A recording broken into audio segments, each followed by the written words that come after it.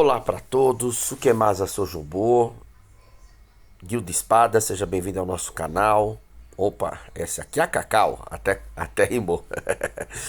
Bom, esse aqui é um livro maravilhoso, né? Samurais, né? Armor, do Hobson, né?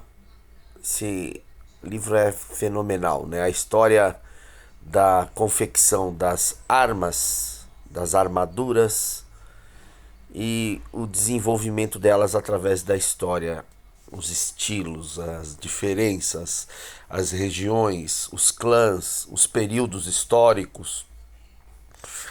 E isso vai demonstrando conforme desde as mais antigas antiguidades, né, o período Jomon, por exemplo, e você tinha os Mononofu, né? Você usava ainda a palavra samurai, aqui é dentro, isso aqui é o miolo de uma espada, né? O corte, né? Quando você corta o aço para você ver lá por dentro, tal, né?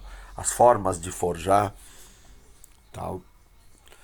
Então, o surgimento da própria classe guerreira, o século X, por exemplo, que é onde começa a surgir as primeiras ideias sobre os samurais. Isso aqui é uma watakushi. E, bom, eu forjei uma, né? Ganhei alguns prêmios de forja por fazer essa ponta de flecha. Esse tipo de ponta de flecha depois eu vou disponibilizando para vocês aqui. E aqui os estilos de padrões, os padrões de texturas das armaduras, né? Que você utiliza, os cordões de seda. A seda é fundamental porque a katana ela não corta seda. Aliás, é difícil cortar seda. Você tem que ter uma tesoura especial para cortar ou rasgar a seda, porque cortar é difícil com a lâmina. Os primeiros coletes, né, e armaduras foram feitas com seda por causa disso. O samurai usava vários kimonos de seda justamente para não ser cortado por uma espada. Então você põe várias camadas, faz parte. Claro, vai machucar, mas não vai morrer, né? Você não vai estar, vamos dizer assim, ferido, né, gravemente. Então a seda era uma proteção. O Sojobo, né, que é da iconografia dos Minamoto, né, o tio Akamaru, né? Então você tem esse lance. O período Kamakura, o período Nambukoshō, que é um período que eu estudo bastante também, até por questões de restauração, né, e também forja de espadas nesse estilo. É um período muito importante porque os mongóis vieram para o Japão e mudou tudo. A partir do momento que o samurai entrou em contato com a forma de lutar do mongol, do exército do Gengis Khan, ele teve que evoluir como guerreiro. Por quê? Porque eles enfrentaram uma máquina de combate que era inimaginável. Então as espadas se tornaram mais largas, maiores, o comprimento diminuiu, surgiram novas formas. Esse aqui é um Gusoku, isso aqui é de T. Surgiram várias formas, várias novas armas para poder. Isso aqui é um Kogará, né? Um punhal que fica dentro desse o leque de batalha, né? Os tipos de cabos que depois foram usados na Segunda Guerra Mundial foram no período Kamakura, por exemplo.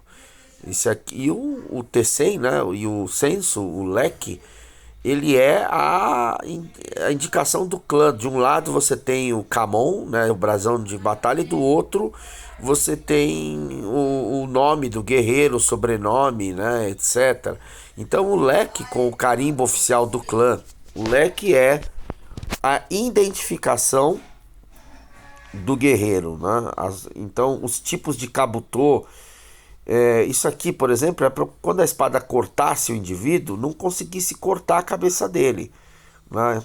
Então, cada armadura ela foi desenvolvida. Bom, isso aqui é bem o estilo da brigantina, né? E os samurais usavam também. Então, tem muito tipo de armadura diferente. A pessoa fala, não é uma armadura samurai. Olha, o que você não faz ideia da quantidade de estilos. Essa aqui já sofreu influência europeia no período do século XVII, por exemplo. Ok? Então, os japoneses entraram em contato com as armaduras portuguesas, espanholas, holandesas, francesas, alemãs, e isso foi transferido para os armeiros japoneses, para os mestres forjadores, para quem fazia armadura, para quem fazia espada. Então, vários tipos. Essa aqui é uma armadura cristã, né? Jinai, né? E antiquíssima. E a evolução para a armadura moderna. Então, tudo no Japão foi se transformando. Os castelos, por exemplo, você tem os primeiros castelos, depois os castelos do período do século X ao século XII, XIII, que eram castelos de montanha, né, Yamajiro, e depois eles passam a ser castelos Bakufu, né, que são castelos para administrar cidades, então eles são transferidos. O castelo de Osaka, por exemplo, o castelo de Edo, são castelos, né, que hoje está em Tóquio, né, o castelo de Tóquio, que foram transferidos para grandes cidades, nas planícies, para que você pudesse administrar a cidade. Então, os formatos não usuais de kabutôs, de elmos, é, tudo, né? Os ornamentos, eles não são só ornamentos. O objetivo deles é atrapalhar a vida do outro guerreiro que é cortar você, né? Então, os tipos de placa, de metal. Então, a armadura ela foi sofrendo mudança. É, couro e bambu para metal, couro e bambu. Antes era só seda, couro e bambu. E depois ela vai se tornando cada vez mais pesada, cada vez mais densa. Então, isso são os Kogusoku. Esse é um dos maiores exemplos, é uma armadura que pertenceu ao Tokugawa, Yasuo Tokugawa. E o Kogusoku, né, objetiva isso. Então são armaduras extremamente pesadas. Então a armadura vai de 15 para 20, 25, 35, 40 quilos de peso.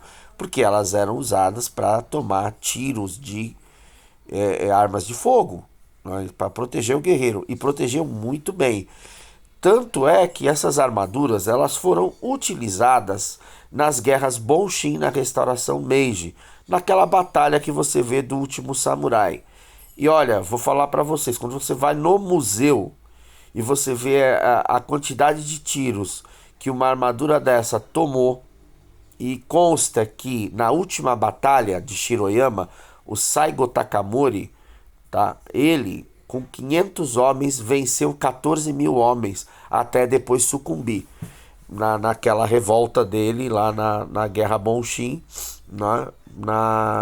quando os samurais perderam o seu status, né? Foi a última investida. Então precisou de um exército extremamente moderno, né, do imperador Meiji para subjugar 500 samurais que usavam arcabuzes e velhas armaduras. Só que essas velhas armaduras, elas aguentavam tiro de fuzil. Então, um samurai cortava, né, vinha, inclusive o último samurai, ele é até meio romântico nesse sentido, ele diminui a capacidade. Essa armadura aqui é muito legal. Exatamente, a armadura que inspirou o Darth Vader do Star Wars, né? Ela está no museu, né, em Tóquio. Muito bacana. Então, continuando. Então, a evolução dos exércitos. Então, nas guerras Bonshin, por exemplo, o filme não mostrou todo o equipamento pesado que o exército imperial tinha, os canhões. Aqui, ó, na França, o rei Luís XV, por exemplo, com armadura de samurai que ele trouxe, né, que ele ganhou, né, do imperador japonês. E o imperador da Áustria presenteou, né, o então Shogun da época com uma armadura austríaca dos cavaleiros, né, austríacos. Então esse intercâmbio de armas era muito comum e isso levava os japoneses a mudar o seu design e os entendimentos. Ali em cima é uma lança Rokô antiga e uma lança cruzada com katana. Essa aqui é uma cota de malha, né? E não, samurais não usavam escudo, não. Isso é muito engraçado. usavam. Então cada parte do exército era treinado num tipo de armamento diferente. E aqui, antiga forja, né? Lá na província de Fukuoka, por exemplo, que era tradicional, tinha uma tradição enorme em fazer espadas. Então, você que é a tradição Bizen, né? Então você tem coisas fenomenais. O período Edo ele vai se tornando cada vez mais requintado na manufatura. As espadas perdem, olha aqui, menos curvatura, né? Como eram as Tati. São espadas quase retas, né? Com mínima curvatura. Uma armadura com um kabuto de Tengu, né, daqueles os espíritos que ensinavam os samurais a lutar, uma armadura não muito usual, então e outros tipos de armaduras com vários tipos de requintes e trabalhos, né? A armadura prussiana, né, de samurai, né, e usada nas guerras, principalmente do século XVIII para o século XIX. E no final aqui a gente vê um chicote, né, uma cobra feita de metal. O rico trabalho que os forjadores japoneses conseguiam. Um chicote como se fosse uma urutu. Isso é espetacular. Vocês não fazem ideia da devastação que uma arma dessa era capaz de produzir.